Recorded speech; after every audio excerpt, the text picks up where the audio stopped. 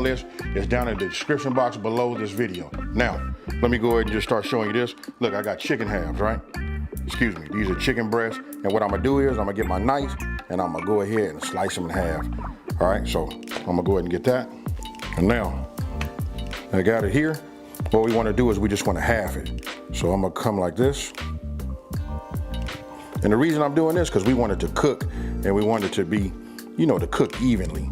And then, you know, when you have these thick parts of the chicken breast, some will be ready, like this part over here will be ready, and then the thicker part, which will be up here and this together, they won't be ready. So you'll have undone chicken. So we just go ahead and half it like that. I'm gonna go ahead, I'm gonna take just 2 of the bigger ones. I'm just gonna make 4. So these, I'm gonna put back in a Ziploc freezer bag. I'm gonna put them in the refrigerator and I'm gonna save them for a later date. Okay, so you just see me cut it. Now, come on down here. Look, let me turn this around so you guys can see. This was 2 chicken breasts, right? All I did was cut them in half, halved them, right? So now we got 1, 2, 3, 4, that's 4 sandwiches. And here, this is a half a cup of dill pickle juice. Now, in this hand right here, I got a Ziploc bag. What I'm gonna do is I'm just gonna open these up. Open this one up. We just wanna put this inside. Then you want to take your pickle juice and you just pour this inside like this. And now I'm gonna get myself a 1/4 cup of water. Here's a 1/4 cup of water. We just add that to it also. What I'm gonna do is I'm gonna get some of this air out of here. You wanna make sure it's sealed because we're gonna put this in the refrigerator and we don't wanna have no issues with no leakage. All right, got that done. And what we'll do is we'll put this in the refrigerator and we'll come back after 30 minutes and then we'll continue. Now, we got the chicken in the refrigerator, right, for 30 minutes. That's marinating. Now, let's go ahead and make this Chick-fil-A sauce. This right here is what's gonna be the binder that really ties this all in, right? So check it out. Now, here we got mayo, yellow mustard. We got that Dijon mustard for that kick. We got honey, barbecue sauce, and it's just like a sweet barbecue sauce. So any type of barbecue sauce you use that have like that brown sugar in it, that's what you want to use right here. Here we got paprika and garlic powder. And last but not least, we got lemon juice. It seemed like a lot, but listen, what we're doing is we replicating what Chick-fil-A does, right? This is their, you know, recipe is about as close as we're gonna be able to get it without actually taking the recipe, right? So, look, I got myself a bowl. All you wanna do is, we wanna dump all these ingredients in there and get yourself, you know, a whisk, and then we just wanna mix it and blend it in, you know, blend it well. So, start with yourself with a spatula so you can get all your ingredients. So, there is no order right here. I'm just gonna grab them, whatever's, you know, closest to me, or whatever order I want to use, because listen, it all got to be in here together, and then what we do is we blend. Now get your whisk and let's make it happen. I can tell you one thing about when you start mixing ingredients together and when they, you know, you got the proper blend, boy, the aroma that it gives off is just amazing. So we're just gonna keep whisking it, and then by using a glass bowl, we can look on the side, right? You can see what need to be scraped. Did you get it all in there? You see that? Now, we'll just keep doing this. I'm gonna give me a spoon, then we're gonna taste it, and then we're gonna put this in the refrigerator and let this chill. Let me taste it. Oh. I'm gonna put this in the refrigerator and let this chill. Now we finna set up our breading station. Chicken's in the refrigerator, the sauce is made, now let's set up our breading station, right? So let's go over these ingredients. Now, I'll just start by saying this. This is gonna be the exact same way we made the sauce. All of these ingredients just gotta go in this large bowl. This right here, you just wanna make sure you got a bowl that's large enough so that you can put all of your, you know, your chicken in there and pat it down so you can get all of your breading on it, right? So we'll start by doing this. This right here, we got all-purpose flour, salt and pepper. Now here's where it get a little tricky. This right here is that powdered sugar. Listen, got 3 tablespoons of this. Look, this is a must-have. If you want it to be just like Chick-fil-A, gotta have it. Now, I said it's a spicy chicken sandwich, right? This right here, this is cayenne pepper. You can put 1 teaspoon, or you can put a tablespoon in here, or you can go 2. This right here is 1.5 teaspoons. Okay, and right here, I got 3 ingredients inside this one bowl right here. So that's baking soda right there. You got chili powder and paprika. Now we go ahead and get ourselves a whisk. So now we'll just use the whisk, move it around, get it all mixed up. And you'll see it, some parts will be more white than others, so you know you just got to keep mixing it. And then you can see the black specks. That's from that black pepper, so you know it's gonna be nicely, you know, seasoned. This right here is a good flour, a good breading mix. All right, now that's done.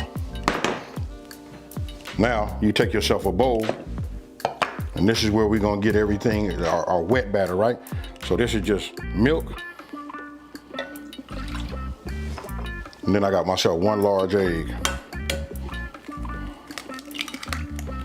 And then all you want to do is just get yourself, you know, another whisk and just get this all mixed up. Now, okay, look, 30 minutes is up. I just took the chicken breast. I got them right here on the counter. Here they are right here.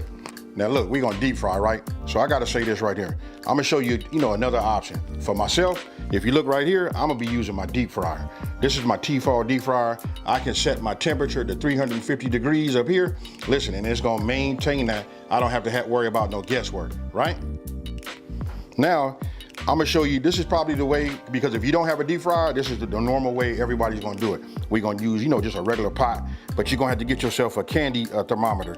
But listen, to take the guesswork, especially for people that are new, get yourself one of these. These are only like about 10, 11. Max it can be is like $13, right? You know, you can pick these up online.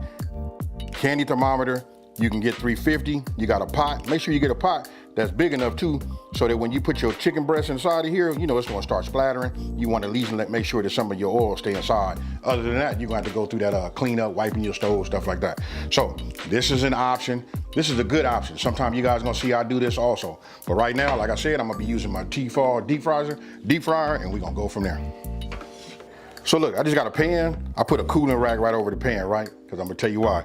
Once we come out of this bag, again, we're gonna dip here, we're gonna dip, then we're gonna double dip, boom, boom, right? Then when we shake off, then we're gonna just line them here. And meanwhile, my grease is coming up the temp to 350 degrees, remember that. So let's go ahead and get our station set up right now. Now, I just go ahead and let it drip like this. Here, I'm not gonna pat it dry or nothing. We're gonna go right into our egg wash, right? So we got this done. Once it's completely coated, we'll let it drip like this. And then we come right on over here to our flour, right? So I'm just gonna do this. And then what I like to do is I like to mash it down, you know? And then you're gonna mash it in on the other side, because the other side is really, really textured. So we wanna make sure we get it in there, right? So now we here. Now I'm gonna come back here. We're gonna use this hand now, like that. We're gonna let it drip. We're gonna lay it here. All it is just a repeat, that's all, folks. I don't wanna overcomplicate it, super easy. You can start to see the color on it, you know, change. Look, so take your hand and get it like this. This is gonna be the key to getting that good breading, you know? And then you wanna know why sometimes when we make it, it don't look the same way as other places. This is what they're doing, you guys. Real easy. Now, take it, shake it. You guys can see it on both sides, fully coated. We're just gonna lay it right here. And now, all we're gonna do is repeat. Okay, now look inside those crevices right there. Look, this is key. You wanna make sure you got flour everywhere. And that, what we're doing is we building the flour up so we can have that, you know, that thick breading, right? We want it to be crunchy. After you come out of your wet wash, you go back, because we double dipping. And then what you're doing is right now, you just wanna make sure you put some flour over the top, because you'll notice I'm gonna put my hand when it's flat and I'm gonna mash it in there. This is how we get that flour everywhere. Not just dropping it and then sprinkling on there. You wanna mash it.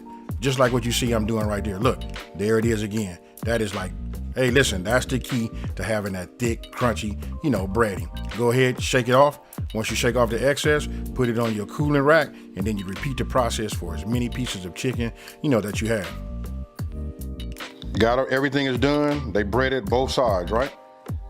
My deep fryer is already at 350 degrees. So what I'm gonna do is, let's take this off.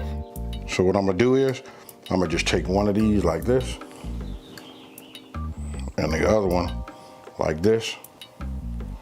And then what we're gonna do is we're just gonna dunk it in like that. I'm gonna go ahead and put this top on, and we're gonna let it fry. Those are the thinner sides of it, so it should probably only take maybe about 5 minutes, maybe 4 minutes. But I'm gonna check it. You're going to get yourself like an instant read. You know what I mean? Because look, we're gonna look for 165. So this is what I'm gonna use to check, and I'll check it after 4 minutes. Now, it's been about 4 minutes, right? Take them out. I'm sure it was about every bit of 4 minutes. And then what we want to do is check the internal temp. As you can see right here, look, it kind of slowed down, 163, 64, 65, actually went to 67. That was perfect right there. Put both of them on a cooling rack, put my other 2 thicker pieces into the deep fryer and letting those go.